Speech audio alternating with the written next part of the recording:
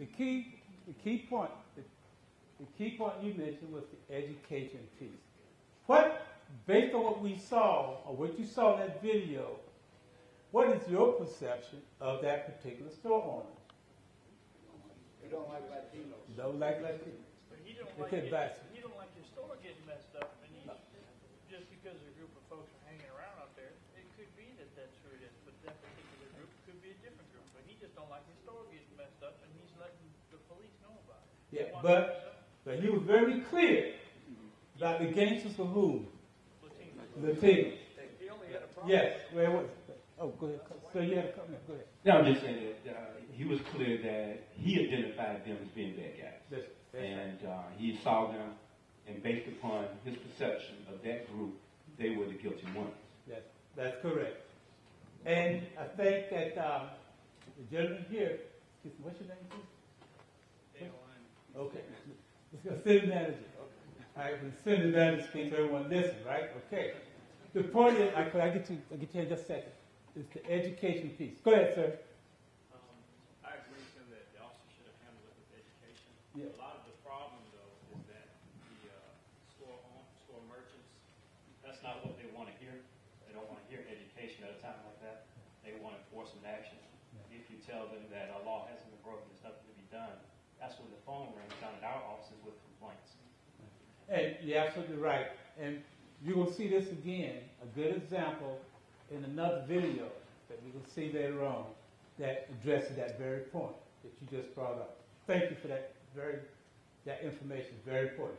Now, the last, go ahead, sir. I think that situation is kind of representative from what we deal with, that a lot of times a lot of people in the public who make these complaints, they really don't know what the criminal activity is that they're looking for. And I know I've been attacked, on numerous calls where I go out there to investigate criminal activity that's called in anonymously or by a person against any group of people. And when you confront those people and they want to know why you're targeting them, and you have to explain to them that, hey, we received the call, and I'm just going to investigate the call, to either clear you of it or investigate further. And I mean, a lot of times, the public does not know what really constitutes criminal behavior. They see four guys of any color hanging out at a car. They narcotic activity. You get there ain't no narcotic activity going on. You get cooperation from the people. You're able to clear and actually see that there's nothing going on. It's just four guys hanging out. Right. And that's a very good point, because that leads me to the next video. In the next video. And that next video is where the officer pulled over some Latino youth or individuals and had the car searched. Right. What did you think about that particular video? What was the perception of the officer, and what was the perception of those Latino individuals that were searched? And what do you think the officer, the K-9 officer, what do you think is going through his head at that time? Anyone? That K-9 officer, just based on what he says, it appears that this guy's got a problem. Oh, and what that problem may be? Targeting Latinos. Okay, targeting Latinos. He was specific. This is the 9th time in this week that whoever that officer's name, whatever his name was, he's told me here, and it's always for Latinos. Okay. And you can see by those officers' bodies actions that unhid communication that they felt that there was a problem. And do you think that message to get back into the Latino community, not only about the officer that's constantly stopping Latinos, but what else? What else was you observed in that particular scenario about the officer? What else? The one officer asked him what he had, and he said, "Oh, it's not mine." Yes, but the officer that basically called for the K-9, what did you notice about that officer? He what? Yes. He was a minority also. All right, he was minority. And let's be up front, he was what? African American. Now, what do you think that may mean, or may go back to the Latino community, that could create conflict between Latinos and African Americans? All right? And the other broader question goes back to the K-9 officer. What should that K-9 officer do if you realize this officer has a problem? All right? Should he? Yes. I mean, at the point that he said he's been called out that many times and it's never was always Latinos. What the officer should have did as far as a canine officer, he should have at least trusted to a supervisor. Took all his canine reports, went down to a sergeant and talked to him. I don't know if it's a problem or not, but this is what's going on, and I'm getting tired of dealing with this because I'm not about to get thrown under the bus for something silly. Okay. And let the give it to the supervisor and let the supervisor address the issue. Okay. Now, would that basically, that's against the code? Oh, what code? All right. What you say, sir? Code blue. Code blue. All right. In the community? In the community? Now, you're talking about you hear from a community person now. All right. Incidents. All right. Officers that commit, may allegedly commit some type of crime against a citizen or have some type of bias, whether or not anything to be done to address that issue, that many in the community should say no. Because officers will stick with officers. Nothing will be done. All right? Which then creates, again, a trust issue. Yes, I was going to say one point. When the chief said, well, I need to know. Because chiefs a lot of times last to know. Believe it or not, he's last to know. All right? So he's not out there in the field every day. Right? He's not out in the field. Right? So what happens is this, the chief said, my officer's not doing that. All right?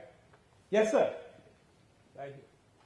In my career on this police department, I have seen several times, there are several instances, and I can't get into the personnel issues about it, I can't name the names because of personnel issues, but I have seen numerous times officers ethically do the right thing and report to our supervisory staff of other officers that are crossing the line.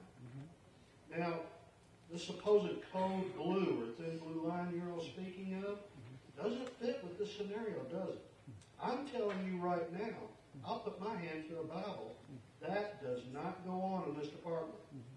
We do have officers with ethics that will stand the line, stand their ground, and do the right thing. Now, how does that stack up against this alleged blue line? Most of us are just trying to keep our job. It's on in this group, I'm going to go home at the end of the night. I'm going to keep my job and come in the next morning.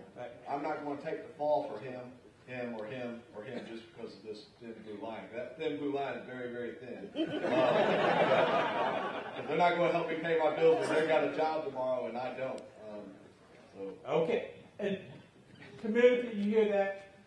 Now, I know some of you may say, well, okay, I heard it, but I don't believe it. But the bottom line, there are many officers out there that would do the right thing. The problem, you don't hear too much about it. You don't hear too much about it. Right. Don't get headlines. Right. After someone said, they don't get the headline. But there's many out there that would do the right thing. I saw a hand, then we're going to take a break. Where was that hand I saw? Somewhere. Okay. So you have a mic? No, I don't need a mic. Okay. I think what a lot of the public don't understand as well, when there's things going on, it's actually officers are actually violating people's civil rights or violating the law. What the public don't understand is they feel like, officers are going to back each other, they're going to back his play, and it's going to be swept under the rug and nothing's going to happen. What people don't realize is that if you participate in covering that whole thing up, then not only are you liable for what that person, the other officer, has done. What the public don't understand is when they say, well, you'll back them and you're going to cover it up, I'm not going to lose my home. Because if they file civil, DOJ steps in, everything goes through, and then it turns out, well, you're liable, not only criminally, now I'm liable civilly, so now what? I'm out on the street with no car, no house, no job, because they said I have to pay this guy so much money. And the public feels that, oh, you're covered up, but that's not the case because I like my house. It's the only one I have, and I want to keep my house. I'm not going to give my stuff to somebody just for free because of another officer. And that's a very good point. And I hope those that hear from the community really take to heart what all these officers said about protecting themselves. First of all, the number one goal of all officers when you go out is what? Right. And safety. Safety, what did you say, sir? Make it home, right. To make it back home to their family. Safety. All right? So they also are concerned. And yes, in another training we do in regards to cultural professionalism, we touch into all those legal issues that relates to liability that could result, particularly if the department and the officer is sued for some type of what we call crime under the color of law. All right? So, with that said, let's take about a 10-minute break, and then we come back to move on. All right, thank you very much. Encourage you to use the mic when you have comments or if you have a question so everyone can hear you. So I want to make sure that, and we have people that will go around with the mics, so please try to use the mic. The other, as I want to say this, is that in giving a brief description about our jurisdictional mandate, the Community Relations Service of the U.S. Department of Justice does not investigate nor do we enforce. So that's not why I'm here.